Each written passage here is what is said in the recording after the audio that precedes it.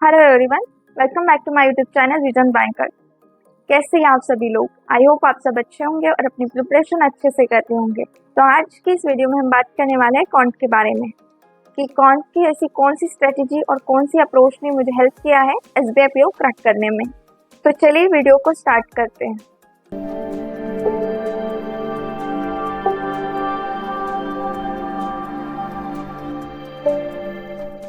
मैंने देखा है कि बहुत सारे एस्पिरेंट्स क्वांट से डरते हैं, उन्हें क्वांट बहुत डिफिकल्ट लगता है। तो मैं आपको बता दूं कि क्वांट इतना भी डिफिकल्ट नहीं है, आपको डरने की बिल्कुल ज़रूरत नहीं है। आप इसे एक सब्जेक्ट की तरह लीजिए, जैसे कि रीजनिंग है, इंग्लिश है, वैसे ही क्वांट है। आप क्वांट में जितना प्रैक्टिस करोगे वैसे ही आपको क्वांट ईजी होता जाएगा। तो मैंने ऐसा क्या किया था कि मुझे क्वांट इतना ईजी गया, तो मैं आपको स्टेप बाय स्टेप बताती हूँ। सबसे पहले तो आपको सारे square root 1 to 30 square root याद करने हैं, टेबल्स 1 to 30 याद करने हैं और क्यूब रूट्स 1 to 20 याद करने हैं। ये आपको डेली बेसिस पे करना है, इसी से आपका बाकी का क्वांट स्ट्रॉन्ग होने वाला है। इसे आप कैसे याद करेंगे? तो देखिए, मैं तो डेली प्रैक्टिस करके मतलब लिख के प्रैक्टिस करती थी ताकि ये मुझे आसानी से याद हो जाए। मैं डेली बेसिस पे स्क्वायर रूट लिखती थी, टेबल्स लिखती थी, क्यूब रूट्स लिखती थी, ताकि वो अच्छे से मेरे माइंड में छप जाए और जब भी मैं रिकॉल करने की कोशिश करूँ तो मुझे अच्छे से याद आ जाए। क्या है ना, इसका बहुत अच्छा इंपॉर्टेंस होता है क्वांट में। आपको अगर कुछ भी सॉल्व करना है तो आपको ये सारे क्यूब रूट्स, स्क्वायर रूट्स और टेबल याद होना बहुत इंपॉर्टेंट है। इसके साथ ही एक और इम्पॉर्टेंट चीज़ है, वह है फ्रैक्शन वैल्यू। वो भी आपको 1 to 20 तक याद होनी ही चाहिए कि 1/3 क्या होता है, 1/25 क्या होता है, 1/4 क्या होता है, परसेंटेज टू फ्रैक्शन वैल्यू और फ्रैक्शन वैल्यू टू परसेंटेज, ये आपको अच्छे से याद होना चाहिए। इसको भी आप लिख लिख के रोज लर्न कीजिए, तभी जाके आपको याद होगा और आपको क्वांट में हेल्प करेगा। सेकेंड चीज पे आते हैं, वो है स्पीड मैथ। अब स्पीड मैथ में क्या है कि आपको नंबर सीरीज आनी चाहिए, क्वाड्रेटिक इक्वेशन आनी चाहिए और सिंप्लीफिकेशन और अप्रॉक्सीमेशन आनी चाहिए। अब मैं क्या करती थी कि मैं नंबर सीरीज, दोनों number series, missing number series और रॉन्ग नंबर सीरीज, इनकी अच्छे से प्रैक्टिस करती थी। क्योंकि ये देखो, ये जो नंबर सीरीज होती है ना, ये थोड़ी पहले तो बहुत टफ लगती है, लेकिन आप जैसे जैसे प्रैक्टिस करोगे ना वो उतनी आपको आसान हो जाएंगी।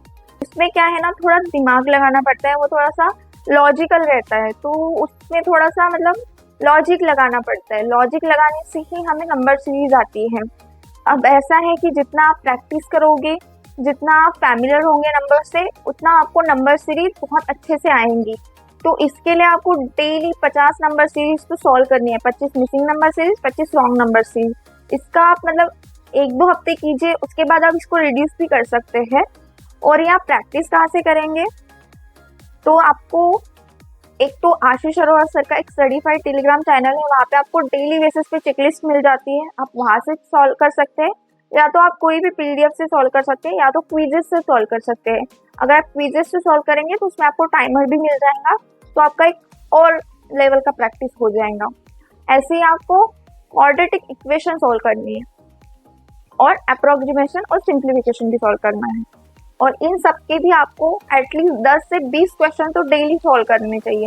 और जब पहले पहले मैंने स्टार्ट किया था तब मैं बहुत सारे क्वेश्चन सॉल्व करती थी, उसके बाद मैंने कुछ टाइम बाद उसको रिड्यूस कर दिया क्योंकि मेरे बहुत अच्छे लेवल पर प्रैक्टिस हो गई थी और मैं नंबर से काफ़ी फैमिलियर हो गई थी। तो मेरे मतलब नंबर सीरीज और wrong number series, missing number series, simplification ये अच्छे से हो रहे थे, तो उसके बाद मैंने रिड्यूस कर दिया था। ये तो हो गई स्पीड मैथ की बात। अब सेकेंड जो बहुत इम्पोर्टेंट टॉपिक है वो है अर्थमेटिक।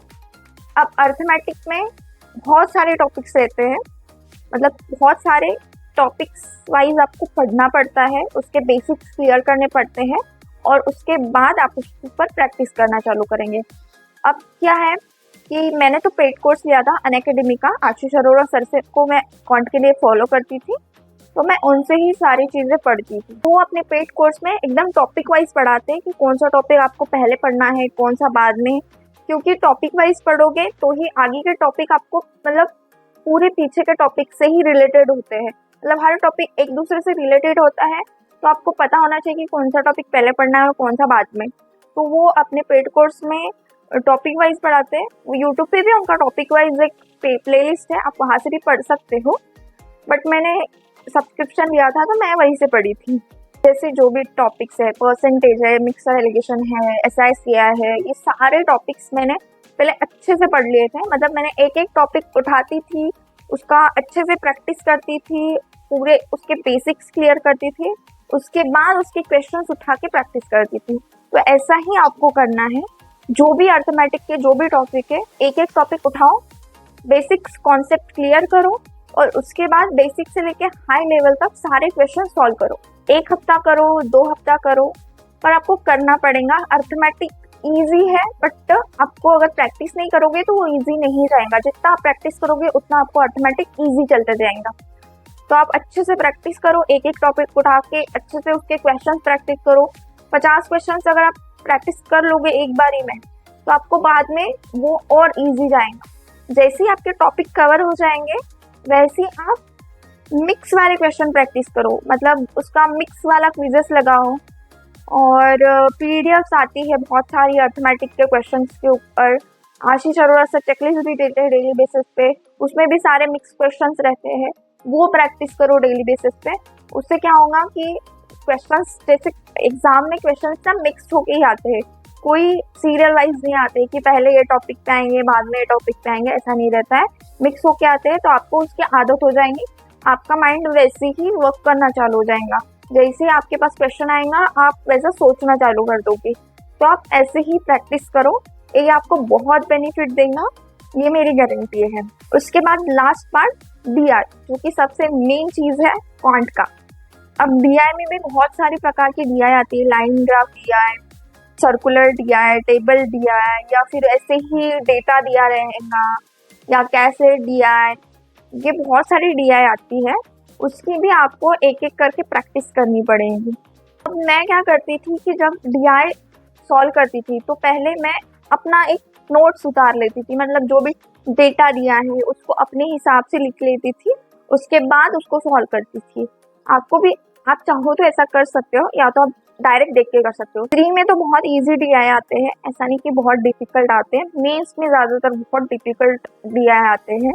अब मैंने जितने प्री दिए हैं मैं उसके एक्सपीरियंस के हिसाब से बता रही हूँ, क्योंकि DI इतने डिफिकल्ट नहीं होते हैं। लेकिन आपको ये पता होना चाहिए कि कौन सा DI आपको करना है और कौन सा नहीं करना है। ऐसा नहीं कि एकदम डिफिकल्ट वाला DI उठा लिया और आप उसको ही करने लग गए और आपसे हो नहीं रहा, लेकिन आपने यू पे दे दिया कि उसको करना ही है, तो ऐसा नहीं चलता है। आपको पता होना चाहिए कि मुझे कौन सा उठाना है। आपको मार्क्स लाने हैं, आपको पेपर निकालना है, तो आपको पता होना चाहिए कौन सा क्वेश्चन उठाना है, कौन सा नहीं उठाना है।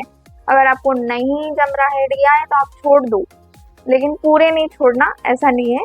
बहुत सारे जो DI आते हैं, मतलब 2-3 DI आती हैं, तो उसमें से एक हाथ DI थोड़ा डिफिकल्ट हो जाता है, उतना भी नहीं होता है बट हो जाता है कभी कभी। और 2 DI बहुत सिंपल लैंग्वेज में आ जाते हैं, तो वो आप अच्छे से कर लेते हो। तो DI भी आपको जितना आप प्रैक्टिस करोगे उससे ही आएगा। मैं जब प्रैक्टिस करती थी तो मैं एक टाइम पे 10 DI सॉल्व करती थी ताकि मेरी अच्छे से प्रैक्टिस हो जाए। आप भी बैठ के आराम से तसल्ली से एक साथ 10 DI प्रैक्टिस करो, और एटलीस्ट दिन के 2-3 DI तो फिर डेली के प्रैक्टिस करो, ताकि DI पे आपकी पकड़ हो जाए, आपको DI की लैंग्वेज समझ में आए। ये सब करोगे तो आपका DI एक ऊंचे लेवल पे चला जाएगा, आप बहुत अच्छे से DI कर पाओगे। तो यही स्ट्रैटेजी थी मेरी क्वांट के लिए, जिससे कि मैंने SBI PO क्रैक कर दिया। और यही स्ट्रैटेजी आप भी अपनाओ तो आपका भी SBI PO या और कोई भी एग्जाम क्रैक हो जाएगा। मेरे तो वैसे सारे ही प्रीलिम्स के एग्जाम्स क्रैक हुए थे। Thanks for watching my video. Do like and subscribe my channel.